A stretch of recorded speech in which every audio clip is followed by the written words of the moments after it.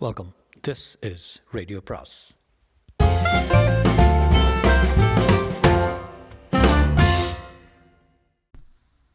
அனைவருக்கும் அன்பு வணக்கம். ராக்கி ரங்கராஜனின் ஹவுஸ்ஃபுல் அத்தியாயம் 10.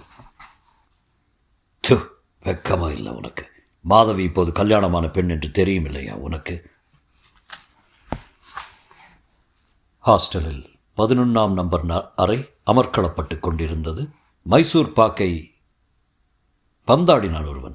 மவுத்தார்கனால் அதை தட்டிவிட்டு அரையெங்கும் சர்க்கரை பொடிகளை தூவினான் இன்னொருவன். காப்பி கோப்பைகளை இப்போது எடுத்து போனால் தன் கதியும் கோப்பைகளின் கதியும் என்னவாகுமோ என்று அறைக்கு வெளியே தயங்கி நின்றான் மெஸ் பையன். மல்லி தன் நண்பர்களின் குதூகலத்தில் கலந்து கொள்ளவில்லை. ஹாஸ்டலுக்கு அவன் வந்திருக்கவே மாட்டான். சுவாமிநாதன் அவனை வலுக்கட்டாயமாக இழுத்து வந்திருந்தான். முன்னொரு நாள் அவனுடைய பிறந்த நாள் விழாவை கொண்டாடியதன் விளைவாக ஒரு கலைமன்றம் பிறந்திருந்தது. அதிலே மொத்தம் 9 பேர் அங்கத்தினர்கள். நாவல் நைன்ஸ் என்று அதற்கு புதுமை பெயர் சூட்டி அடுத்த 9 மாதங்களில் 9 நாடகங்கள் நடத்துவது என்று புதுமை திட்டமும் போட்டிருந்தார்கள். அதை கொண்டாடத்தான் இன்று ஹாஸ்டல் அறையில் விழா நடைபெற்று கொண்டிருந்தது.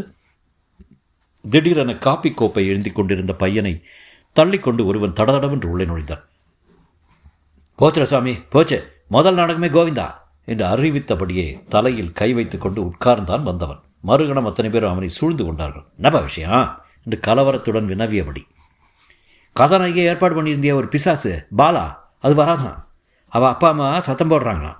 ஆடாராமா என்று மொத்த கூட்டமும் உட்கார்ந்து கொண்டது. மல்லி அவர்களுடைய கும்மாளத்தில் பங்கு கொள்ளாததால் துயரத்திலும் பங்கு பெறவில்லை. சிறிது நேரம் ஆழ்ந்த நிசப்தம் நிலவியது. எவனோ திடீரென்று கையை சொடுக்கி ஒரு யோசனை என்றான் உற்சாகத்துடன். என்ன என்று சுவாமி கேட்டான். நாம் அமைத்திருப்பது காலேஜுக்கு சம்மந்தம் இல்லாத நாடக குழு. அதில் மாணவி தான் நடிக்க வேண்டும் என்று என்ன கட்டாயம்? என்ன யாராவது அமைச்சு ஒரு நடிகை அழைச்சி வந்தால் போயிடுறது. உனக்கு வேணுமா? அவங்க அட்ரஸ் எல்லாம் தெரியுமா? என்னவோ எங்களுக்கு தெரியாதுப்பா. நான் மட்டும் என்ன செய்ய போகிறேன்? கருணாகரன் என்ற ஒரு ஆள். மல்லி நிமிர்ந்து உட்கார்ந்தான். எக்ஸ்ட்ரா சப்ளையர் என்று சொல்லிக்கொள்கிறான். அதாவது துணை நடிகர் நடிகைகளை தயாரிப்பாளர்களுக்கு அறிமுகம் செய்து வைப்பது. அவனிடம் போய் கேட்டால் நாடகத்துக்கு யாரையாவது அமர்த்தி கொடுப்பான். எழுந்துருங்க. இப்படி சொன்னது மல்லி தான். எவ்வளவு நேரமாய் அக்கறை காட்டாமல் உம்மென்று உட்கார்ந்திருந்த அதே மல்லி தான் என்பதை பார்த்து அவன் நண்பர்கள் ஆச்சரியமடைந்தார்கள். மல்லிக்கல்லவா தெரியும். ஸ்டூடியோவாக இறங்கியதும் கருணாகரன் யார் அவன் என்று வாட்ச்மேனாக அவனை துரத்தி அடித்ததும் அதன் விளைவாக அவன் ஏமாற்றத்துடன் முடங்கி கிடந்ததும் அதே கருணாகரன் தான். நேரில் பார்த்த பிறகு கொஞ்ச நஞ்சம் இருந்த சந்தேகமும் போய்விட்டது மல்லிக்கு. வடபழனியில் ஒரு வீட்டின் மாடியில் ஒரு அறை வைத்து கொண்டிருந்தான் அவன். அவனுடைய பெரும் பகுதி நேரம் அங்கேதான் கழிகிறது என்பதற்கு அடையாளமாக அவனுடைய உடைகள் ஸ்டாண்டில் தொங்கிக் கொண்டிருந்தன. ஒரு மூலையில் படுக்கையும் சுருட்டி வைக்கப்பட்டிருந்தது. நண்பர்களின் வேலை முடிகிற வரை மல்லி எதுவும் பேசவில்லை. நாடகத்துக்கு ஒரு கதாநாயகியை பிடித்து தருவதாக கருணாகரன் வாக்களிக்க அது சம்பந்தமான தொகையையும் தேதிகளையும் ஏற்பாடு செய்து கொண்டு எல்லோரும் கீழிறங்கினார்கள். ஒரு நிமிஷம் நீங்கள் போய்கொண்டிருங்க, நான் பிறகு வர்றேன் என்று கூறிவிட்டு சிநேகிதர்களின் கண் சிமிட்டலையும் கேலி சிரிப்பையும் பொருட்படுத்தாதவனாக மாடிக்கு செல்லும் மரப்படிகளில் ஏறினான் மல்லி. மீசையை ட்ரிம் செய்து கொள்வதில் முனைந்திருந்தான் கருணாகரன். முகம் பார்க்கும் கண்ணாடியில் மல்லியின் உருவம் தெரிந்துதான் இருக்கும். வேண்டுமென்று பேசாமல் இருந்தான் போலும். மல்லி தயங்கவில்லை. உன்னோட பேச வேண்டும், மாதவி விஷயமா என்றான். புயல் போல திரும்பிய கருணாகரன் ஆங்காரத்துடன் காரை தூப்பினான் அவனை நோக்கி. ஓரடி தூரத்தில் மல்லி தப்பினான். இப்போது கல்யாணம் பண்ண பொண்ணு எனக்கு தெரியல. அவனுக்கு தெரிந்துமா வெக்கமான இல்லாமல் பேசுகிறேன். படித்தவனுக்கு அடையாளமே இது இல்லை? படிப்பு திருப்பதால் இந்த மானங்கட்டத்தனம் வருகிறதா? மல்லி தைரியத்தை வள வைத்து கொண்டான். நீ கல்யாணம் செய்து கொண்டது உண்மையாக இருக்கலாம், ஆனால் அவளுடன் ஒரு நாள் கூட கணவனா நீ வாழவில்லை. அதை கேட்க வேண்டியவ மாதவி. அவள் கேட்க மாட்டான். மல்லி அறைக்குள் நுழைந்தான். கருணாகரன், நான் சொல்கிறது கேளு. உன்னால் அவளுக்கு மகிழ்ச்சி இல்லை, அவளால் உனக்கு நிம்மதி இல்லை. பதிவு திருமணம் தானே, ரத்து செய்திடலாம். எப்படியோ துணிச்சலுடன் அந்த வார்த்தையும் சொல்லிவிட்டான்.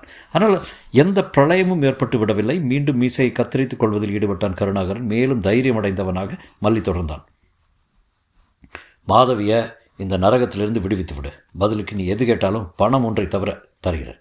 இந்த உடம்பினால் உனக்கு என்ன வேலை செய்ய சொன்னாலும் செய்கிறேன். கிண்டலாக சிரித்து கொண்டே அவன் பக்கம் திரும்பினான் கருணாகரன். அருகில் வந்து அவன் முகத்தை நிமிர்த்தினான்.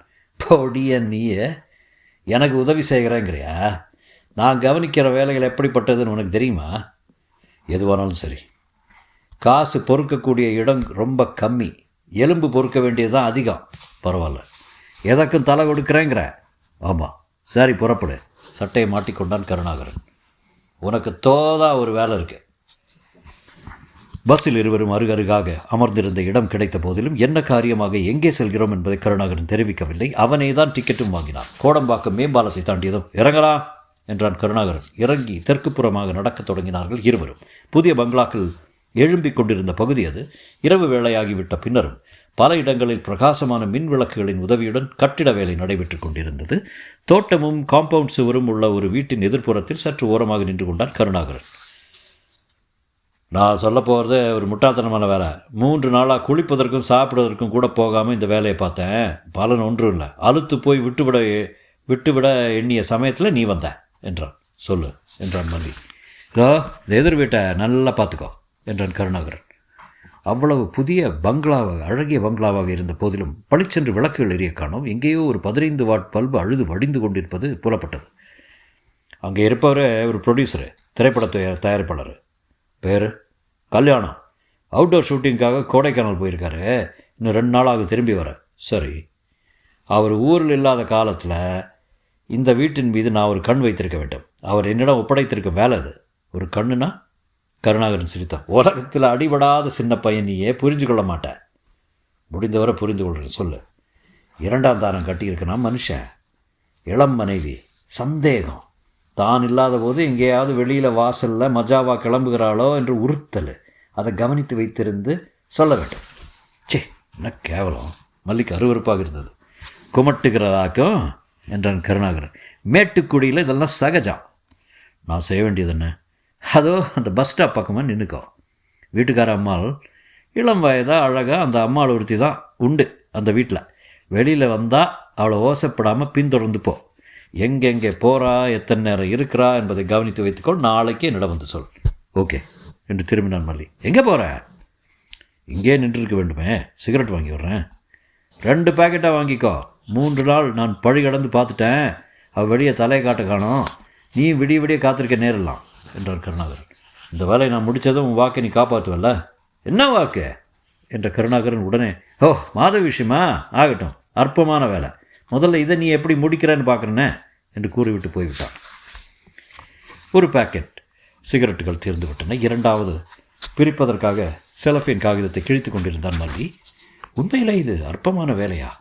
ஒரு குடும்ப பெண்ணை அவள் அறியாமல் பின்தொடர்வதும் கண்காணிப்பதும் எவ்வளோ இழிவானது, எத்தனை அபாயமானது. அதை தெரிந்து கொண்டுதான் கருணாகரன் தன் தலையிலேயே கட்டிவிட்டு போயிருக்கிறானோ? சட்டென தடைபட்டு நின்றன மல்லியின் எண்ணங்கள். எதிர் வீட்டின் வாசல் கேட் கிரீச் என்ற ஓசையுடன் திறந்து சாத்தி கொண்டதை காரணம். உயரத்துக்கேற்ற உடற்கட்டும் கொண்ட ஒரு பெண் தெருவில் நின்று இருவரும் எச்சரிக்கையுடன் பார்த்து கொண்டாள். அவள் வேகமாக நடக்கத் தொடங்கினாள். சரக்கென்று அவளுடைய செருப்பின் ஒலி மெல்ல மெல்ல தேயத் தொடங்கியது. சற்று தூரம் அவளை போக விட்டுவிட்டு பின்தொடர்ந்தான் மல்லி. அவள் மெயின் ரோட்டுக்கு வந்தால். நுங்கம்பாக்கம் செல்லும் திசையில் நடந்தாள். ஏரி திடலுக்கு எதிரில் சிறிய தெருக்கள் பிரியும் இடத்தில் சற்று தயங்கினாள். பின்னர் ஒரு தெருவுக்குள் நுழைந்தாள். நல்ல வேளையாக அவள் முழுதும் மறைந்துவிடும் முன்பு ஒரே ஒரு கணம் அவள் எந்த வீட்டில் நுழைகிறாள் என்பது மல்லியின் கண்ணுக்கு புலப்பட்டது. வீட்டுக்குள் செல்ல அவளுக்கு சிறிது அவகாசம் கொடுத்த பிறகு மல்லி தானும் பின்தொடர்ந்தான். அங்கிருந்து 4-5 சிறிய வீடுகளும் பார்வைக்கு ஒரே மாதிரியாக இருந்தன. அவள் நுழைந்த வீடு எதுவென்று இப்போது தெரிந்தாலும் நாளைக்கு மீண்டும் ஒரு முறை அதை அடையாளம் காட்ட வேண்டி வந்தால் தடுமாற வேண்டியிருக்கும். எனவே வீட்டை ஒரு முறைக்கு 2 முறையாக கவனித்துக் கொள்வது நலம் என்று தோன்றியது. வீட்டின் நம்பர் என்னவென்று அறிந்து கொள்வதற்காக கதவை நெருங்கி உற்று நோக்கினான். அதே வினாடி சரையல் என்ற கதவு திறந்து கொண்டது. ஒரு கரம் அவனை முரட்டுத்தனமாக உட்புறம் இழுத்து கொண்டது. கதவையும் தாளிட்டு கொண்டது. மல்லி சுதாரித்துக் கொள்ளும் முன்பு ஒரு கத்தி அவன் கண்முன்னே பளபளத்தது. பேய் பிடித்தவள் போல அந்த பெண் நின்றிருந்தால் அவன் முன்பு. ஒரு வயோதிக பெண்மணி. ஐயா, நடி ஸ்வர்ணா, யாரவன்? என்ன செய்த அவனுக்கு? விட்டுடுறீ என்று வீறிட்டான். ஸ்வர்ணா என்ற அந்த பெண் கொஞ்சமும் நகரவில்லை. அவளுடைய விழிகள் பஞ்சடைந்திருந்தாலும் அதுவே ஒரு பயங்கரத்தையும் ஏற்படுத்தியது. உனக்கு தெரியாதுமா, சும்மாரே. இவனுடைய அண்ணன் டாக்டர் என்று பெயரை வைத்துக்கொண்டு அன்னைக்கு என் குழந்தையை கொன்று விட்டு போனான். இன்னைக்கு இவன் என்னை பின்தொடர்ந்து வந்திருக்கான். வேவு பார்க்குறானா என்ன? கிளம்பியது முதல்ல இவனை கவனித்து கொண்டு தான் இருக்கேன். பல்லை நரநரவென்று கடித்தாள் அவள். பிரமித்து நின்றான் மல்லி. புத்தி சுவாதீனத்தை இழந்த ஒரு பெண்ணிடம்தான் அகப்பட்டு கொண்டிருக்கிறோம் என்று அவனுக்கு புரிந்தது. அவன் உள்ளத்தை கிளி பற்றி கொண்டது. அதே சமயம் கத்தியும் கையுமாக நிற்கும் அந்த பெண்ணின் பால் எல்லையற்ற பரிதாபமும் அவன் உள்ளத்தில் சுரந்து பெருகியது. தொடரும்.